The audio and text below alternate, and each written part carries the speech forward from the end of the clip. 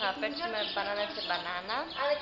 Ένα κορίτσι ή ένα παιδί κυνηγάει και όταν πάει να πιάσει κάποιο άλλο μπορεί ο άλλος να πει ένα φρούτο και σου πει μπανάνα, αν πει μπανάνα χάνει. Και αν μετά για να επελευθερωθεί ο άλλος να του πει μπανάνα σε μπανάνα για να μπορέσει να ξανατρέχει και δεν πρέπει να πούν το ίδιο φρούτο γιατί χάνει αυτό το τελευταία φορά. Ας παίξουμε τώρα. Ωραία, θα μετρήσω μέχρι το 10 να... Όχι, ρε. Ωραία, πάω στην τρένη. Μίλα.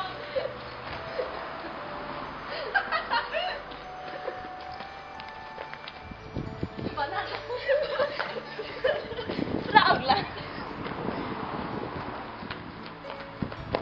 Αχλάδι.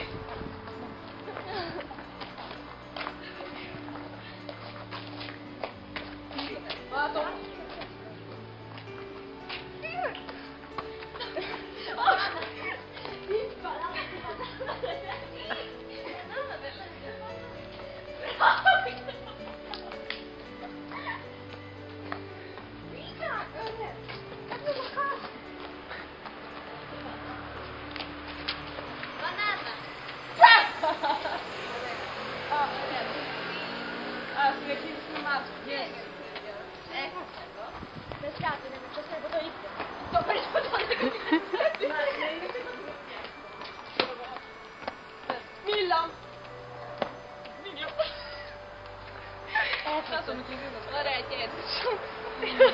Ποιος θα μας το εξηγήσει λίγο, για ποιο λόγο καταρχήν χάσανε επειδή είπαν εκεί δύο μήλο?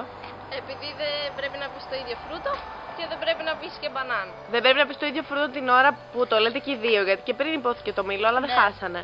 Ναι, όταν εγώ είμαι πιασμένη, δεν πρέπει να πει και οι άλλοι το ίδιο φρούτο. Α, Το έχει πει και δεν είναι. α, δεν υπάρχει πρόβλημα. Πάρα πολύ ωραία. Και ο νικητής λοιπόν ποιος ήτανε?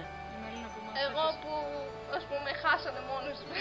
Δεν έπιασα καμία, αλλά χάσανε μόνος τους. Διαφορετικά θα ήσουν νικητρία αν τις έβγαινες και τις τρεις και δεν είχαν προλάβει να απελευθερωθούν.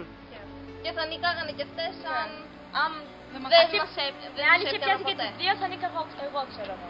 Πάρα πολύ ωραία. Να υποθέσω ότι επιλέξατε να αναπαραστήσετε αυτό το παιχνίδι γιατί είναι το αγαπημένο σας. Ναι.